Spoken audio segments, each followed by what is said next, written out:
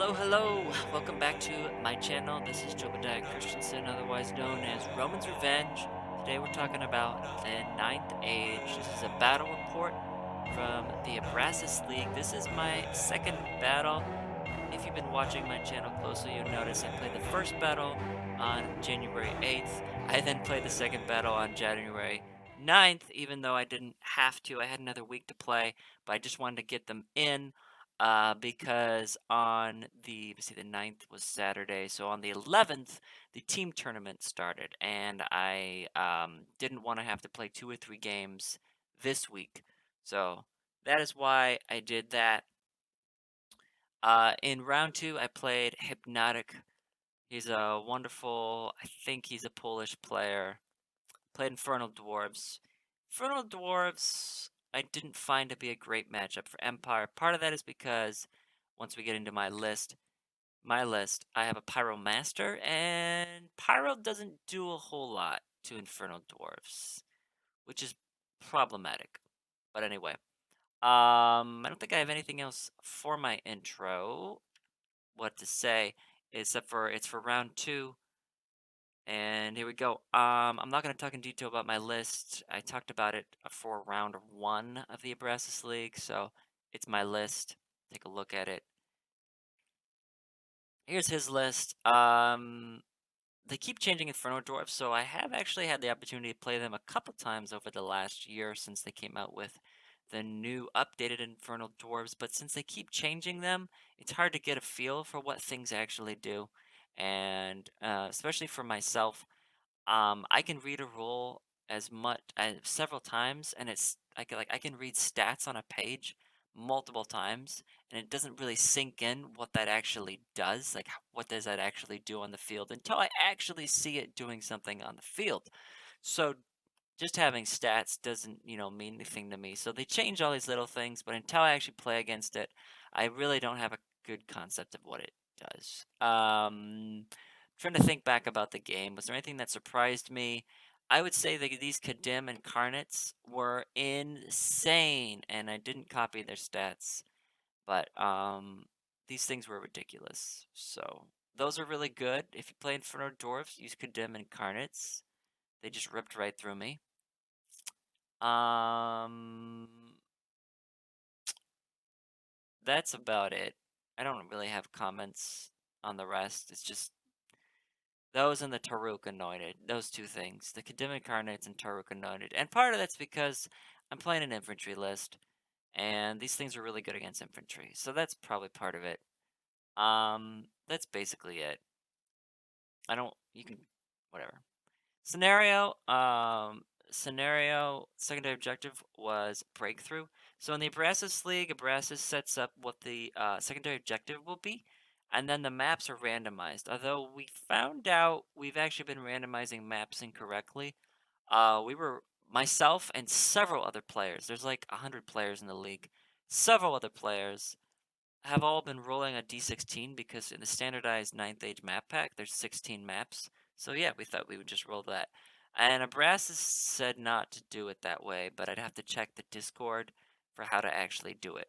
But we came up with Refused Flank, and I do apologize. I don't remember what map we actually rolled.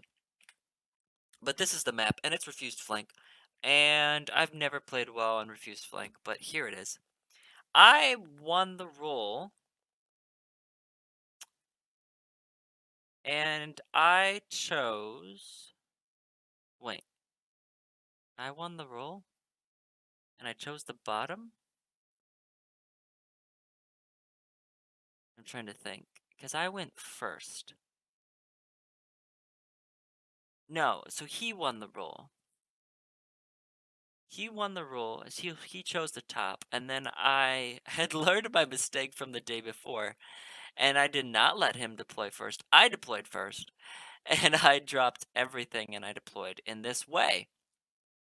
Some quick comments which you can probably observe about my deployment.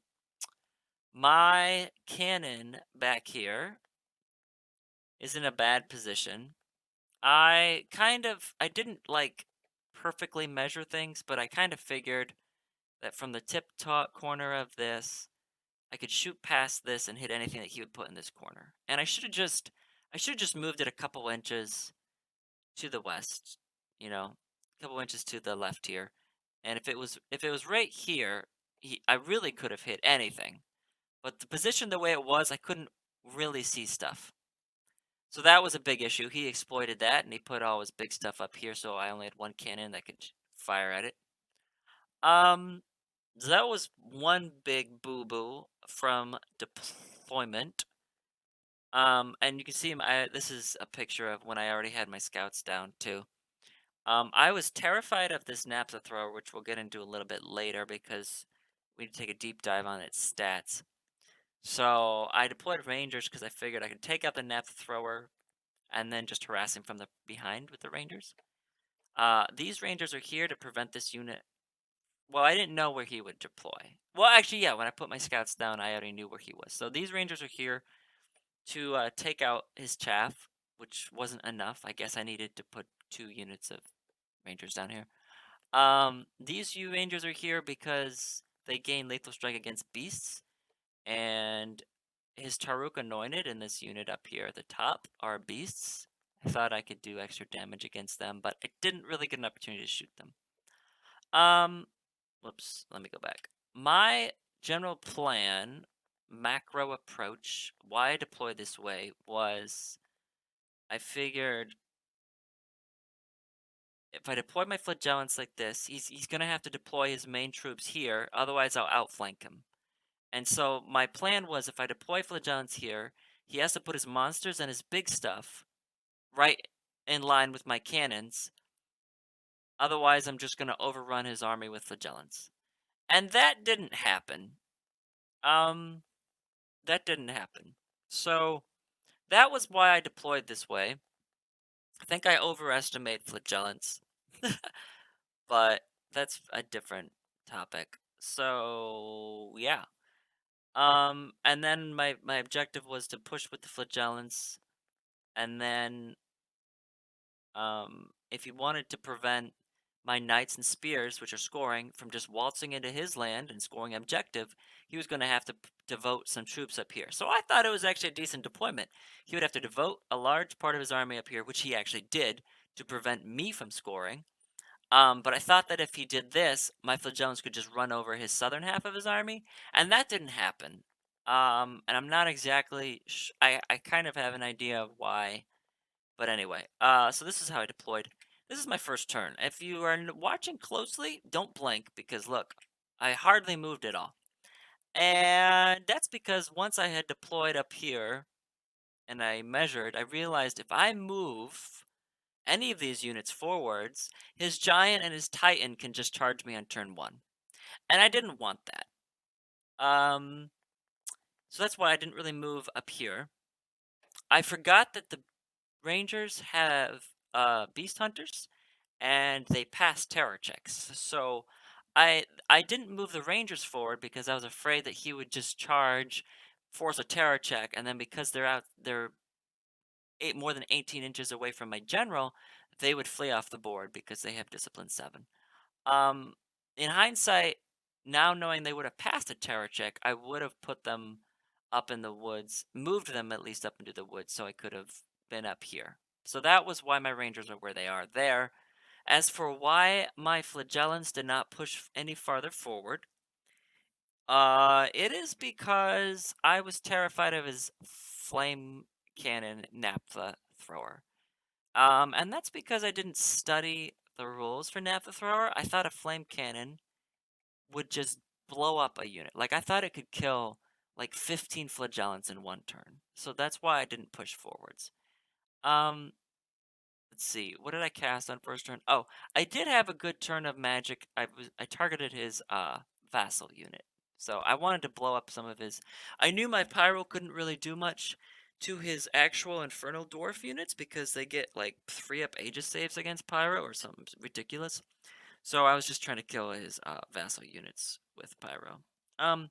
So let's take a look at the naphtha thrower because I didn't look at it closely. I mean, mind you, in the Abrasus League, literally with the first and second battle, we have traded lists 5 minutes before the match. So I don't feel a liberty to go and take 20, 30 minutes to actually look up all the rules for a naphtha thrower and actually understand what it does. And I don't like asking opponents what things do.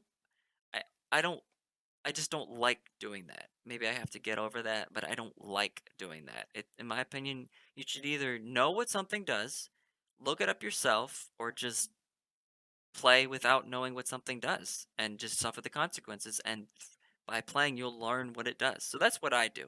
That's why my battles go poorly because I don't ask. I don't want to ask. So here we go. This is what a naphtha thrower does.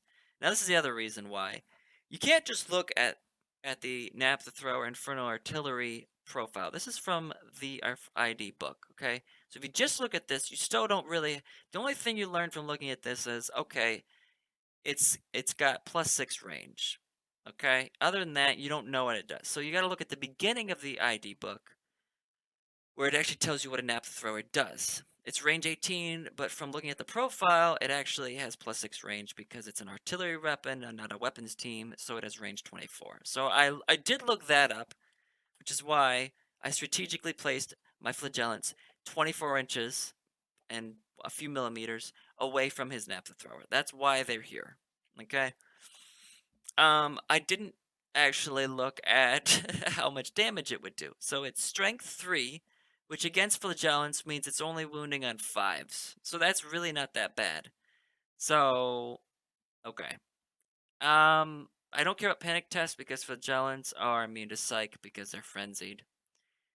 He did put ether cloud on it, which was actually the whole point of why he took it, and he actually used that effectively throughout the game. Um, he made me lose channel at certain points in the game, which was really annoying. Actually, no, that was I played another ID player right after I played this guy, and that actually was more effective in that game. Um, and -1 to hit. Okay, this was what was annoying though. -1 to hit. I didn't read that as shooting, but it seems to apply to shooting. So ID players will now put either cloud on their artillery weapons and they shoot it at your shooting units, and all they need to do is hit you. They don't even have to wound you. If they hit you, you now have a -1 to hit, and that's a -1 across the board. That's -1 in combat or in shooting.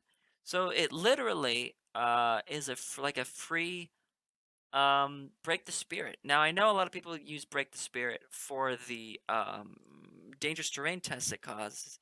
I actually use break the spirit when I take shamanism for this -1 to hit. So it's a free break the spirit. It's like a free half break the spirit, which just seems really powerful because that's a 6 spell. And Ether Cloud by itself is not that expensive. It's actually free on the naphtha thrower, and you can see here it's not that expensive to put it on your other artillery weapons. I guess to put on your mortar, it starts to get a little bit expensive. I don't remember what Kadim Blessed means. We're not going to talk about that. So then you actually, to really learn what a flamethrower does, you have to look in the main rulebook, right? So we've looked in the profile, then we've looked at the beginning of the ID book. Now we have to switch books entirely and look at what flamethrower does. They don't roll the hit, so they were going to hit me regardless, which I knew. Instead, you roll a d6. It just automatically causes these hits. So I was going to be in the front. It was going to cause d6 hits and d3 for each rank after the first. I have 2 ranks after the first, so it was going to cause d6 hits plus 2d3, which is like having 2d6, which is like having 6 hits. And he's strength 3. He's only going to wound. Well, he's going to have 1 big hit on 4. Well, it's only strength 4.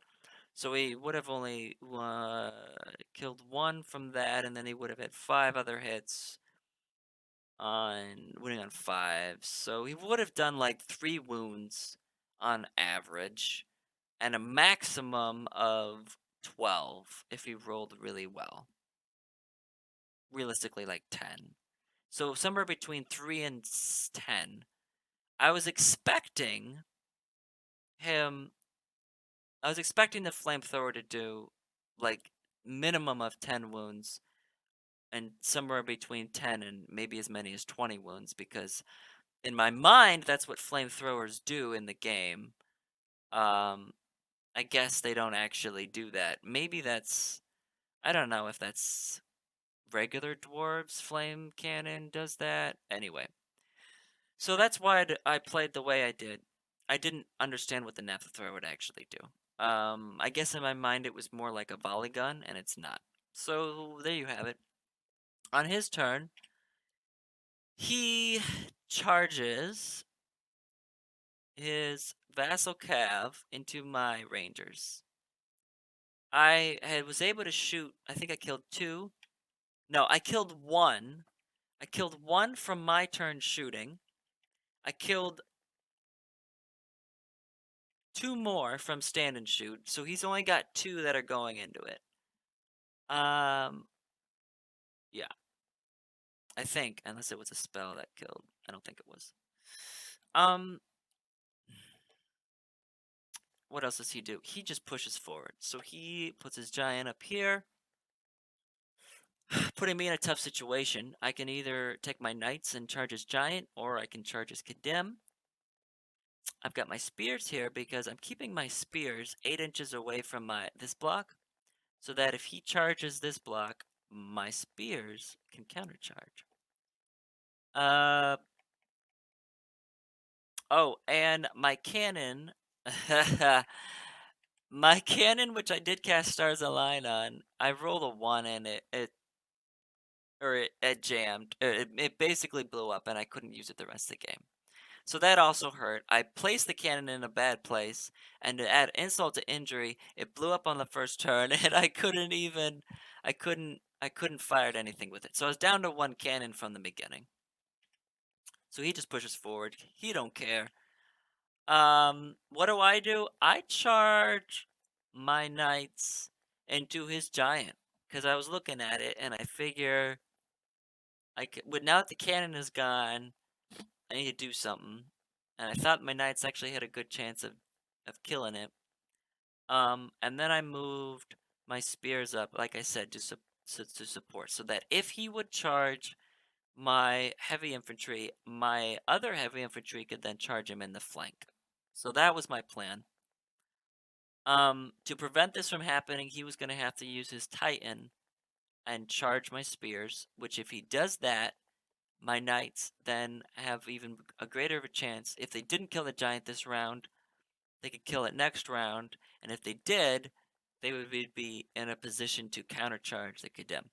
So I feel like I'm actually playing pretty well up here. My rangers broke and fled off the board from 2 vassal cav. And I should have looked up the rules and copied them for vassal cav. I forgot about this. The vassal cav,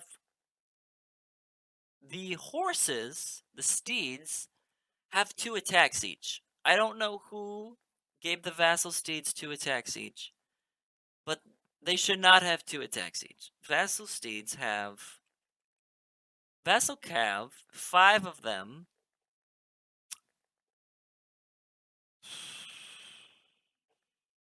are 180 points. And their strength 4 on the charge because they have light lances. And the vassal cav, though, have 2 strength 3 attacks each. So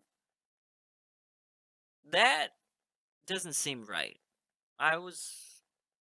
So I overestimated what the naphtha thrower did, and I underestimated what the vassal cav did. I also underestimated what Kadim Incarnates did, and what Taruk Anointed did.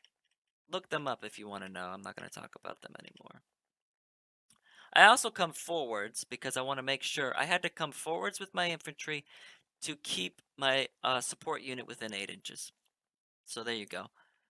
I actually did well with my knights. I only lost 1. I caused 2 wounds, and then he broke because he's outside of his discipline range, and he broke. And I didn't pursue. I thought about it, but I was like, I don't need to because we're so close to the board edge. He's just gonna run off. Well, he rolled like a 3 for flee, so he stayed on the board. And then right after I made the decision, I'm like, wait, maybe I should have pursued, because then my knights could pursue off the board, they'd be safe off the board, and they could come on at a later time. But I had already made my decision. I don't know. I think I actually made the right call to restrain from pursuit, but I don't really know. Leave a comment below if you think I should have pursued or not with the knights. All right. These rangers are doing literally nothing. Um, yeah, I should have deployed them down here. They're doing nothing against ID.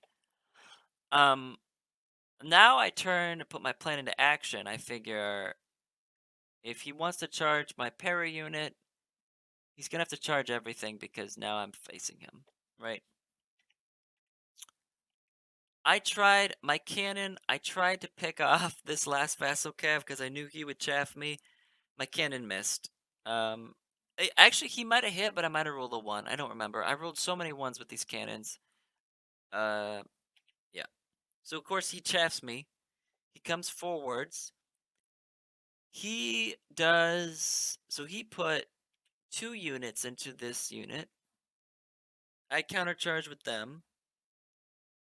And oh, what happened? Oh, this was big. This was big. First turn, he casts Quicksilver Lash on my Arcane Engine, and I let it through. And I don't remember.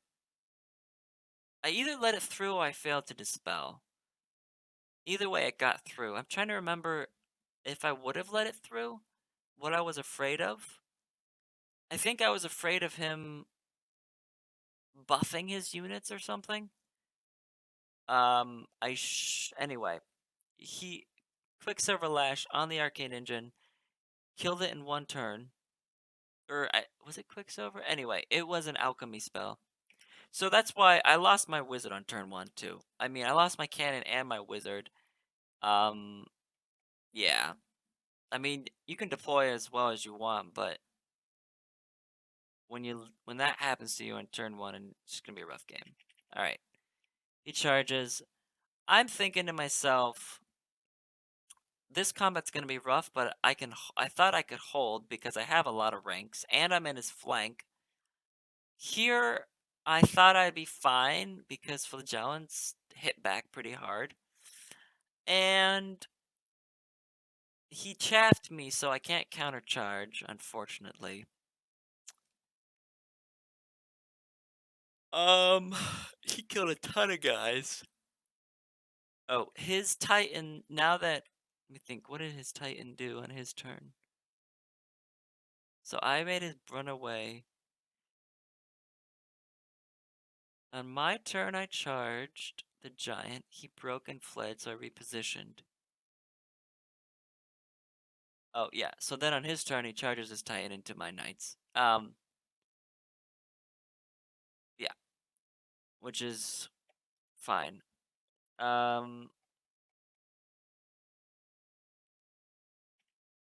He just blows up this heavy infantry unit. I have like, let me see how many guys I have in there. I have 30 heavy infantry with parry. So he's hitting me on 4s. And they just blow up. He kills enough that I don't have more ranks in him, so I'm not steadfast. So I guess I need to have a bigger unit of heavy infantry, if that's my plan. Which I've kind of learned from playing KOE in the past. I just thought Empire infantry are better than KOE peasants, but in this situation they're not.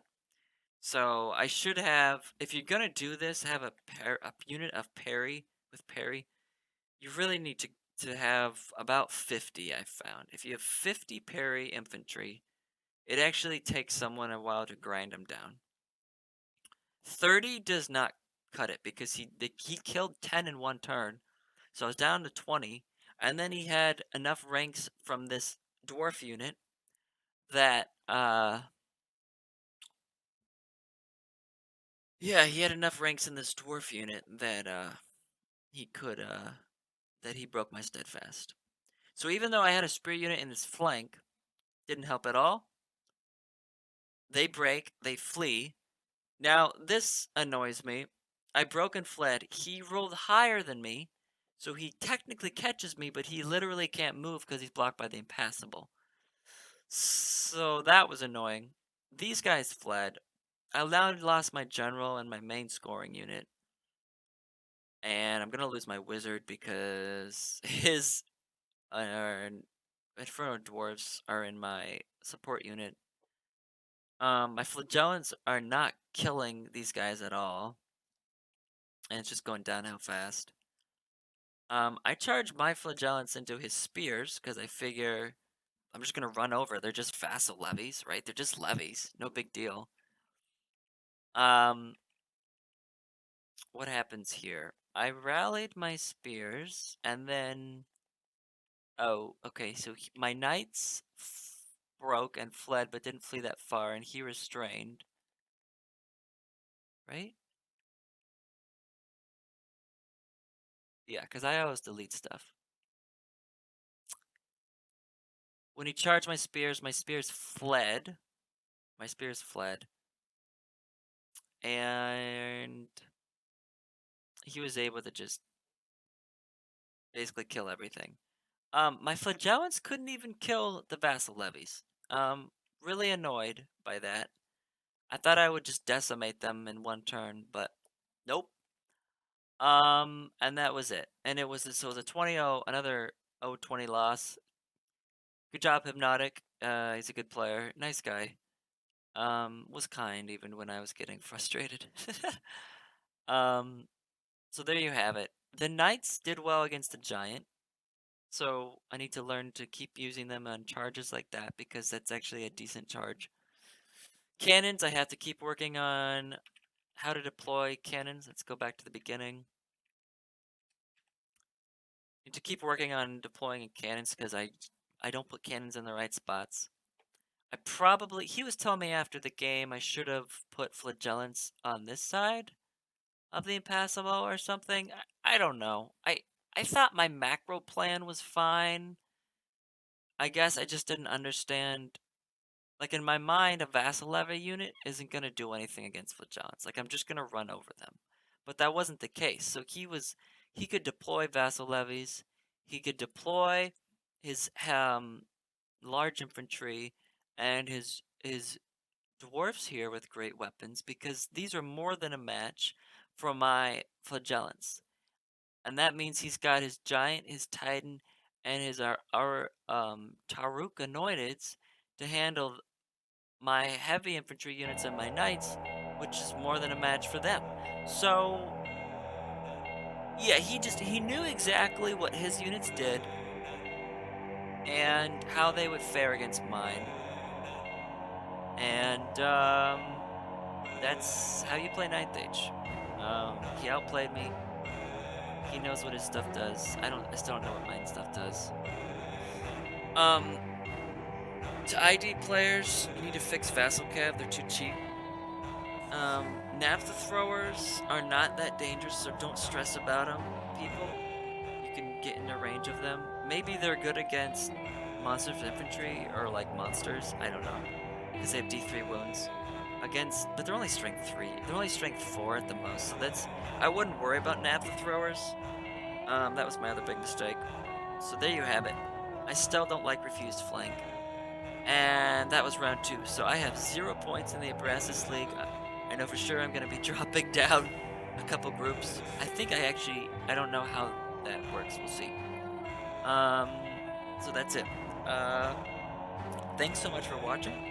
Let me know what you thought. Any tips on the deployment because I'm still struggling a big time with deployment. Hope you enjoyed this and learned something. I learned a couple things from this game. Hopefully you did too. And hope that all your games are going better than mine. Welcome to 2021, and be the player that somebody wants to play again. Take care.